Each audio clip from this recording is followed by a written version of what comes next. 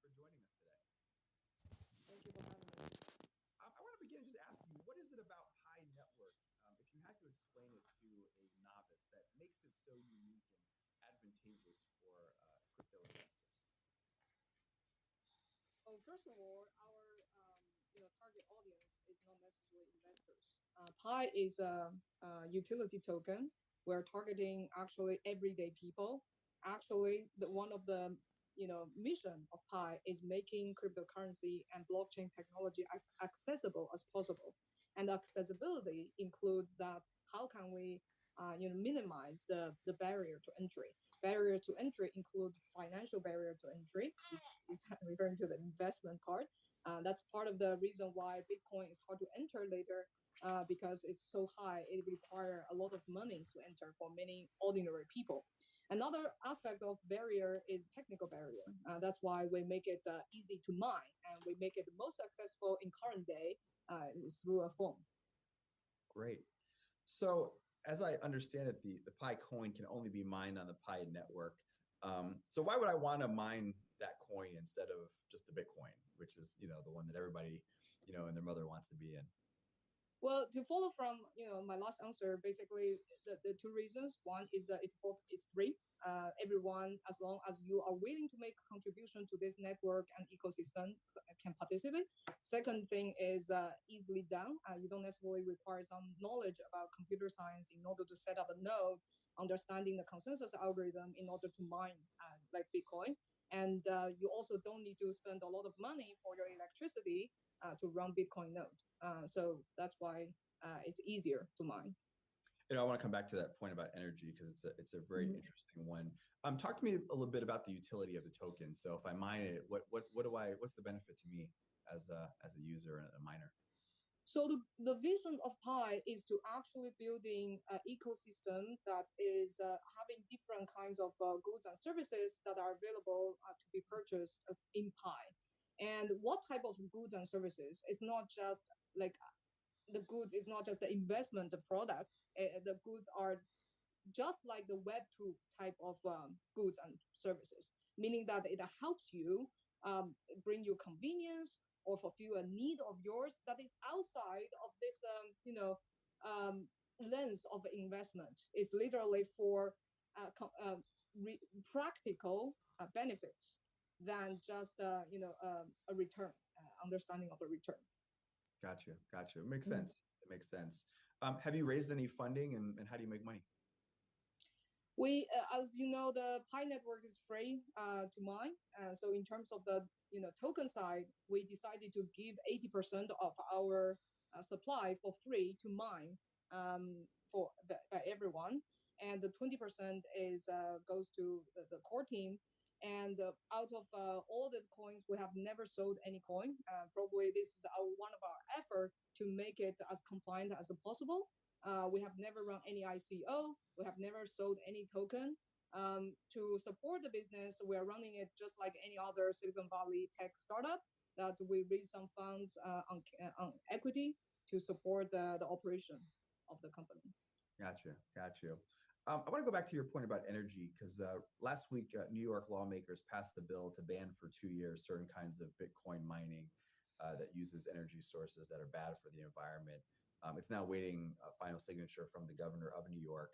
A lot of folks are looking at that story as kind of a barometer of what might happen, in the rest of the country by other states. Do you think that's a good move, and how do you think that affects Pi Network, especially your point earlier about lower energy usage? Well, its impact on Pi Network is, I guess, it's not necessarily directly impacting us because we're completely using a different type of consensus algorithm that is different from proof of work. We're using, a federated Byzantine agreement, by which I mean it's relying on a trust graph instead of energy. So this consensus algorithm relying on a trust graph to dynamically form quorums, which is a subset of the nodes. And inside the quorum, nodes are sending messages to each other in regard to whether they think this transaction is true or fraudulent. And then this consensus algorithm can reach finality of making a decision, okay, to make that determined for the determination for the network and write it on the ledger. So based on what I described, it's relying on a trust graph, which is what all these mobile phone users are contributing to.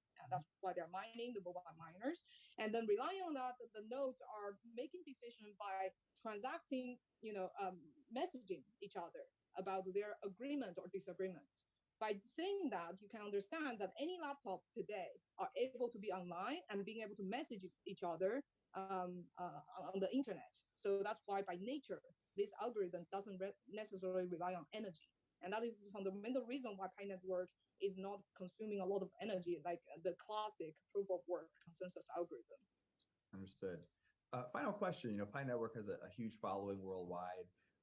To what do you attribute your success, and what is needed to further amplify the presence of Pi Network in the United States?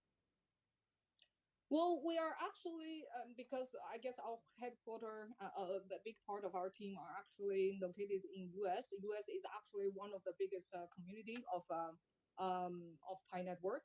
However, Pi Network is a world project. Actually, we have over 230 countries distributed users from pioneers from all over these countries, almost every region of the world now. We are, not necessarily trying to increase a certain population because it's a world project, but in order to build on top of, to grow in every region, we need to basically continue cultivating more utilities, continue to build our community, continue to bolster our sense of identity of being part of the Pi network. And it's from the bottom layer, the blockchain layer, the social structure layer, the cultural layer, all three layers as a full stack of building a full vibrant ecosystem of Pi network. What a fascinating company that you've built, and we thank you for sharing some of the insights with us on what you're working on, how it works, and your thoughts on its future growth. Shengyu Fan, we thank you so much for taking the time and joining us today. Thank you. Thank you. Okay. Well, we're pleased to have with us this afternoon Nicolas. He is the founder of Pi Network. Nicolas, welcome to our program. Thank you very much for having me. I'd like to begin with, kind of your thought as to what is it about Pi Network, if you had to explain it to a novice, that makes it unique and advantageous for crypto investors, crypto miners. What do you think about it? Thanks for this question, Dorian. So Pi is really accessible to everyone out there. People can mine it by themselves using their mobile phones. So as long as you have a mobile device, you can participate. And then once you have mined it, and eventually, especially when we migrate everyone to the mainnet, which we can talk about it later, then you can use that currency to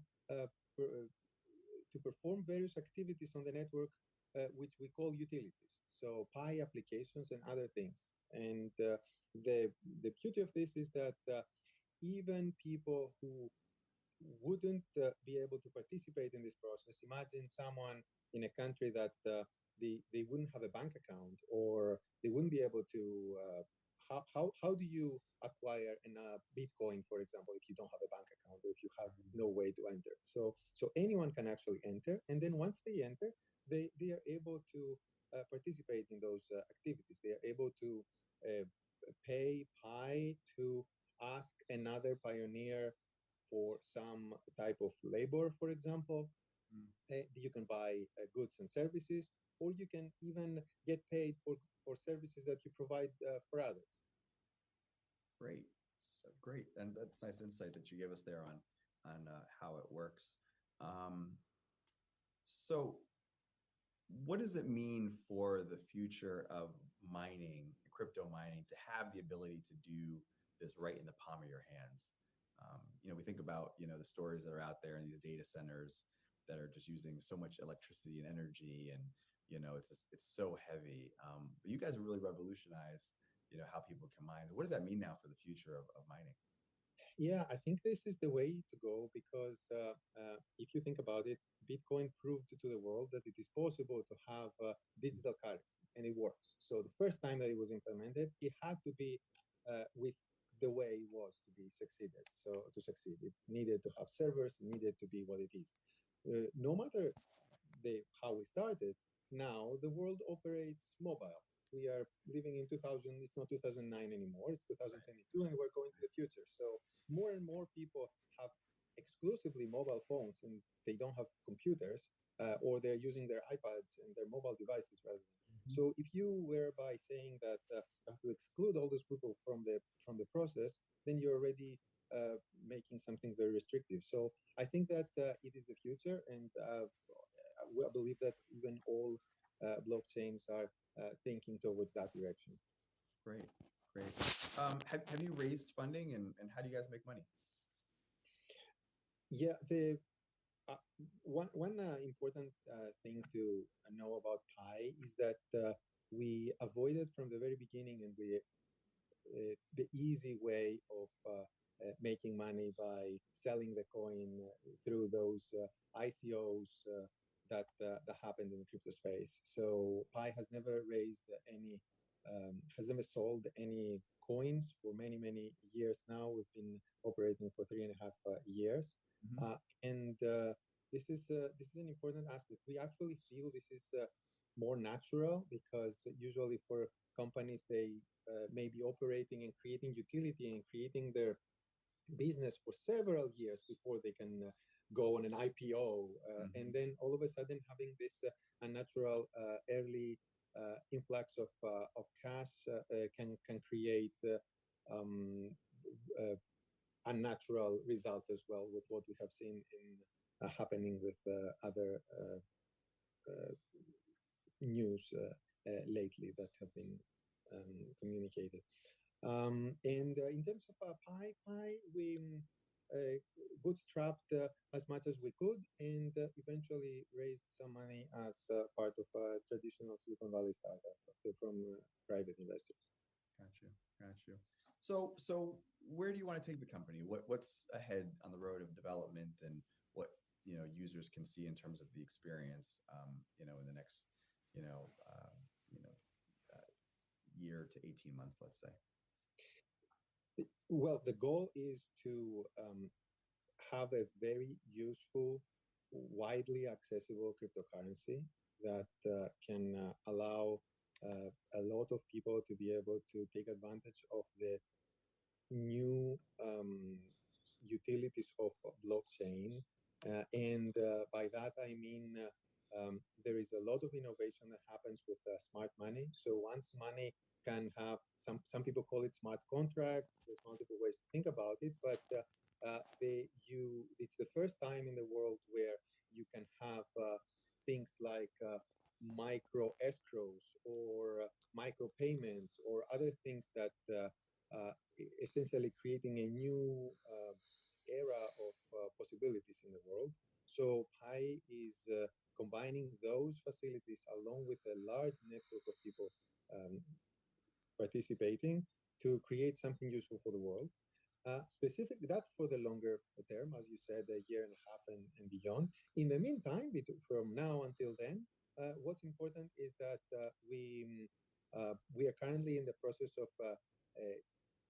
completing KYC for the members of the network. So Pi is going to have millions of people who are crypto ready and KYC, then real people, real accounts on it. So we are currently in the process of doing this. And the goal is that once we have a large number of people who have initially KYC'd, to migrate their balances into their mainnet so that they can start exploring and using the cards. Got you. Final question. We've just seen really an implosion in the cryptocurrency market, as we've seen in the regular, equity markets. Are you concerned about what you're seeing just broadly in the crypto space? And actually, is it good? Is it clearing out kind of the bad apples in the industry and then allowing it to kind of move forward in a better place? What are your thoughts on that? Yeah, well, it's usually an, an unpleasant thing to hear that any market may be going up and down. At the same time, it is a natural cycle that it happens all the time, and we have seen it in crypto multiple times as well, that there is a cycle.